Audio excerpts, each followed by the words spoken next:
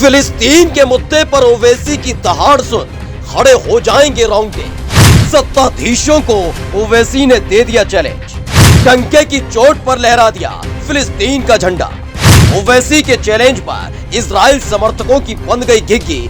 इतिहास के पन्नों को जैसे ही पलटा, फिलिस्तीन विरोधियों ने भींच लिया आंखें। फिलिस्तीन के लिए खोले में उतर आए ओवैसी, बाबा को दे डाली चुनौती।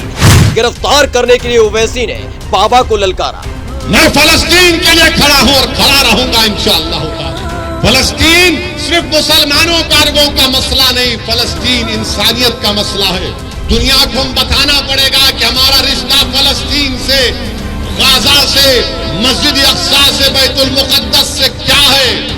जब तक कुरान में वो आयात है कि असरा में अब नहीं, जब तक कुरान में ये सूरा रहेगा, सुबह क़यामत तक हमारा रिश्ता फलस्तीन और गाजा से रहेगा। हमास के हमले से बिलबिलाए इजराइल के जिन्होंने इतिहास को उसके समर्थकों ने खोद कर कहीं काट दिया था, इजराइल को गोदी में लिए घूम रहे थे, तो वहीं ऐसे ही समर्थकों के बलबूते इजराइल हमास पर हमले का बहाना बनाकर फिलिस्तीनियों के नरसंहार की कहानी लिख रहा था।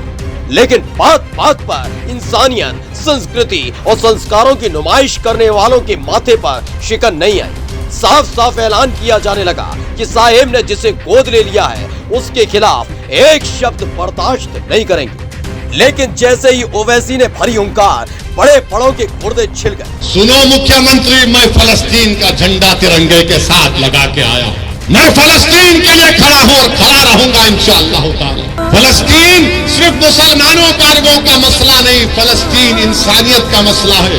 दुनिया को हम बताना पड़ेगा कि हमारा रिश्ता फलस्तीन से, गाजा से, मस्जिद अक्सा से, बैतुल मुकद्दस से क्या है। वो शैतान नेतन्याहू जालिम है, वार क्रिमिनल है वो। ये किसी से छिपा नहीं है कि 75 बरस में इजराइल ने कैसे फिलिस्तीन की शक्ल और सूरत बदल दी। लेकिन नहीं, हमास के नाम पर इजराइल के लिए छाती पीटने वालों की फौज को फिलिस्तीनियों के नरसंहार से कोई फर्क नहीं पड़ता है। जैसे ही साहेब के लाडले ने फिलिस्तीन समर्थकों की गिरफ्तारी का ऐलान किया, सीधे सीधे ओवैसी ने दे दिया चैलेंज, छाती पर लगा लिया भारत और फिलिस्तीन का झंडा कि आओ कर लो गिरफ्तार। इजराइल के इतिहास के पन्ने इस कदर सलीके से ओवैसी ने पलटे कि बड़े बड़ों की घिघी बन गई। इन 75 साल में कैसे एक एक कर फिलिस्तीनियों को तबाह किया गया, बर्बाद किया गया, उनकी जमीन पर न सिर्फ कब्जा किया गया बल्कि मौत की आंधी चलाई गई। उसका जिक्र ओवैसी ने किया तो लोगों के रोंगटे खड़े हो गए।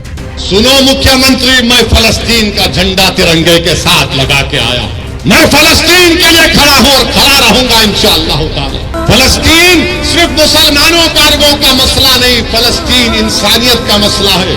दुनिया को हम बताना पड़ेगा कि हमारा रिश्ता फलस्तीन से, गाजा से, मस्जिद अक्सा से, बैतुल मुकद्दस से क्या है।